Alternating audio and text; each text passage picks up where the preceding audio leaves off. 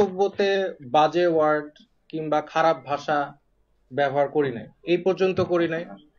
আপনারা কখনো আমাকে পাবেন না যে আমি কোনো সময় কোনো বাজে ওয়ার্ড আমি ব্যবহার করেছি, কারণ আমার পরিবার আমাকে এই শিক্ষা দেয় নাই যে কোথাও বাজে একদম ন্যাস্টি ওয়ার্ড এগুলো ব্যবহার করা। কিন্তু আজকে আমি করব, প্রথমবার জীবনের। কারণ হচ্ছে আমাদের যে এই যে সরকার, তারা যে কমিটি করেছে, শিক্ষা কমিটি, আমরা অলরেডি একটা ডকুমেন্ট পেয়েছি 2025-এ তারা যে একটা গল্প বা একটা শিক্ষার ভিতরে কি কি দিচ্ছে তার একটা নমুনা কেউ একজন লিক করেছে, এবং এটা আসলে যে তাদের মধ্যে আছে সেটা আমরা কনফার্ম করেছি। তো সেখানে আমি আপনাকে পড়ে শোনাই যে একটা গল্প তারা দিয়েছে, এটা আপনারা সব অনলাইনে পাবেন। গল্পটার নাম হচ্ছে গার্ল বাই জামাইকা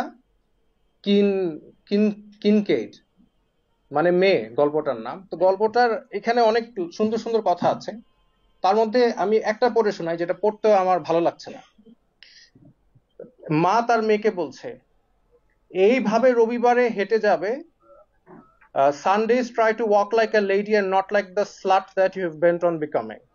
এটার মানে হচ্ছে এইভাবে, মানে রবিবারে ভালোভাবে হেঁটে যাবে যাতে করে তুমি যেই খানকি না সেটা হতে চাও, তুমি যেটা সেটা সেটা না হতে পারো। এবং এই গল্পে এই ওয়ার্ডগুলি, মা মেয়েকে খানকি ডাকছে, এটা মানে বারবার আসছে। আমি জানি না এই গল্পটা আমাদের সাহিত্য বা ইংলিশের ক্লাস নাইনের বইয়ে থাকার কতটা প্রয়োজন। আপনারা এই যে ভাইয়া বলছিল যে আমাদের ইসলামিক, আমরা আন্দোলন করেছি ইসলামের জন্য, এবং উনি বলছিল যাতে ইসলামিক ভ্যালুজ রাখে, আমাদের সংস্কৃতি যাতে ইসলাম এর যে মূল্যবোধটা সেটা আসে। আমাদের নবী করিম সাল্লাল্লাহু আলাইহি ওয়াসাল্লাম কি এই ধরনের ওয়ার্ড ব্যবহার করা কোনো গল্প বা এই শিক্ষার মধ্যে দিয়েছিল? কোরআনে কি এই ধরনের ওয়ার্ড আছে? তাহলে আমাদের এই ওয়ার্ডের এই গল্পের, এবং আমি লেখক যিনি লিখেছে গল্পটা তার ব্যাপারে খুঁজলাম, সে হচ্ছে একজন নারীবাদী। তো যার কারণে আরেক জায়গায় মা তার মেয়েকে বলছে এই একই গল্পে যে এই ওষুধটা এভাবে বানাতে হবে যেখানে তোমার বাচ্চা সৃষ্টি হওয়ার আগে বাচ্চাকে তোমরা ফেলে দিতে পারো। নাউযুবিল্লাহ। এই গল্প তারা হচ্ছে 2025-এ এসেছে। এই জন্য আবু সাইদ শহীদ হয়েছিল নাকি? এই জন্য তাহলে ইন দ্যাট কেস আমাদের তো আমরা কি চেষ্টা করেছি প্রত্যেকটা কমিটির মধ্যে একজন আলেম রাখার জন্য? না, দাবি তুললে তো হবে না, আন্দোলন তো আমরাও করেছি, আমাদের এখানে স্টেক আছে না, শুধু দাবি তুললে হবে? তো যার কারণে এটা তো আপনারা দেখবেনই, এবং এখনো এটা যেহেতু বই পাবলিশ হয় নাই, এখনো পরিবর্তন করার সময় আছে। আমি চাই যে আপনারা একটু চিন্তা করেন যে আমাদের সংস্কৃতির সাথে এই ধরনের গল্প যায় কিনা। আমি এগুলো একটা টিচার ক্লাসের মধ্যে, বাচ্চারা তো কম বয়সী বাচ্চারা জিজ্ঞেস করবে যে স্যার এই যে স্লাট কথাটার মানে কি, খানকি মানে কি? তারপরে টিচার স্টুডেন্ট ডিসকাশন করবে এটা কি দরকার, নেসেসারি? তাহলে কেন এটাকে ইনক্লুড করা হলো, কে করলো? তো যার কারণে কালচার, আসলে আমাদের কালচারটা কি? আমাদের যে এই আন্দোলনে সব মতদর্শের মানুষ আন্দোলন করেছে, কিন্তু মেজরিটি মারা গিয়েছে, শহীদ হয়েছে। কেউ ভালহালায় যাওয়ার জন্য এই আন্দোলনে অংশগ্রহণ করে না, শহীদ হওয়ার জন্য আসছে।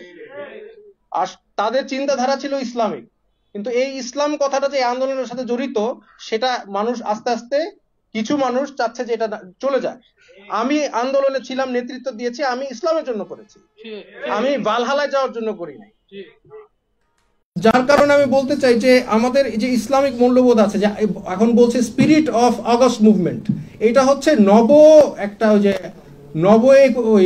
মুক্তিযোদ্ধা চেতনা টাইপের। এই স্পিরিট অফ অগস্ট মুভমেন্টটা কি আসলে? আমার জন্য তো স্পিরিট একটাই, সেটা হচ্ছে ইসলাম।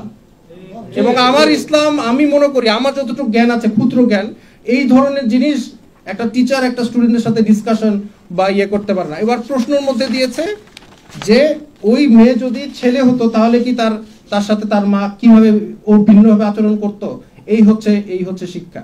তাহলে আন্দোলন করে আমরা দেশ স্বাধীন করলাম কিসের জন্য? ওয়াই? তো এই সংস্কৃতি আসলে কি আমরা চেয়েছি? এটা আপনারা একটু চিন্তা করেন, ভাবেন। আর একটু এই জিনিসটা নিয়ে আপনারা একটু দেখেন যে আমরা আসলে এই ধরনের, এখনো তো সময় আছে, ছাপানো হয় নাই, যাতে আমরা আশা করি এই গল্পটা যাতে বইয়ে না থাকে। আরো আছে কিনা জানতে, এটা তো একটা আরেকটা ভালো পয়েন্ট আপনারা বলেছেন, আরো আছে কিনা। এখন এই সরকারের ভিতরে তো ট্রান্সপারেন্সি নাই, তারা আমাদেরকে আগে দেখাবে না তারা কি কি গল্পগুলো দিয়েছে, জনগণের সাথে ক্লিয়ার হবে না? সংবিধান কি পরিবর্তন করছে সেটা ক্লিয়ার হবে না? পাঠ্য বই ক্লিয়ার হবে না? তারা তো সব গোপনে করছে। কেন গোপনীয়তা? কেন এটা লিক করেছে? কেন লিক করা লাগবে? আমাদের তো জানার কথাই ছিল আপনারা কি কাজ করছেন। তো এইটাই বলে আমার বক্তব্য শেষ করেছি। আমি যখন এটা জানতে পারি আমি আসলে মানে মানসিকভাবে একটু আহত হই যে এটার জন্য কি আমি জেল খেটেছি, মার খেয়েছি, নির্যাতন হয়েছি এই জন্য। তো যাই হোক, আমি এই বলে আমার বক্তব্য শেষ করছি। আসসালামু আলাইকুম।